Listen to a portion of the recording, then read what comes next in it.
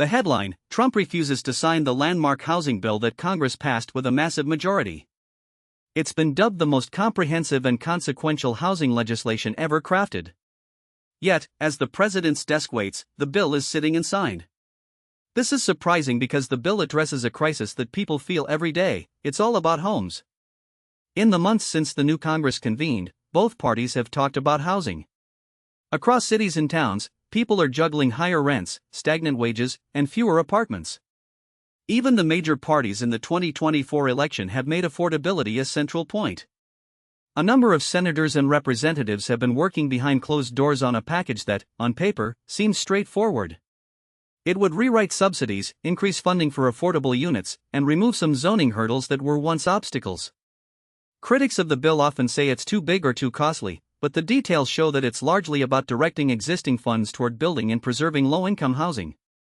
The figures in the bill are simple: more money for affordable units, lower rates for first-time buyers, and incentives for states that go public with new homes.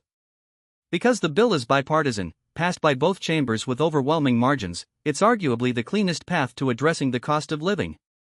But here's the twist: President Trump has held up his signature. When the bill finally hit his desk, the president said it was a no-brainer for a politician to sign. Yet he says he is still weighing it. The timing is not random. With the midterm elections coming up in about 4 months, waiving an official sign-off would be a clear demonstration that he cares about the house cost problem his opponents are calling out. In short, it would be a political win. Part of the story is the way this housing bill was formed. In the Senate, Representative Tim Scott of South Carolina, a Republican, is an unexpected champion. He is pushing the bill along from the Senate side, negotiating with House members and trying to keep the momentum. Meanwhile, the president's office has famously been more focused on other priorities. The fact that Trump hasn't signed, even after lower party members push will finish this bill and plead for his support, reflects a larger dysfunction. That dysfunction highlights a strange dynamic: presidents, the parties that elect them, and the lawmakers who pass the legislation are not always in step. When a president sits on a bill that most of the opposition also warned was too large, you can see why it becomes a point when the country is heading into elections. It is a cautionary tale: the economy, the front door access to a home, all of them are entangled. Finally, we can ask whether the bill is truly mandatory for Trump. The legislation, while significant, is not an absolute requirement for the president to sign.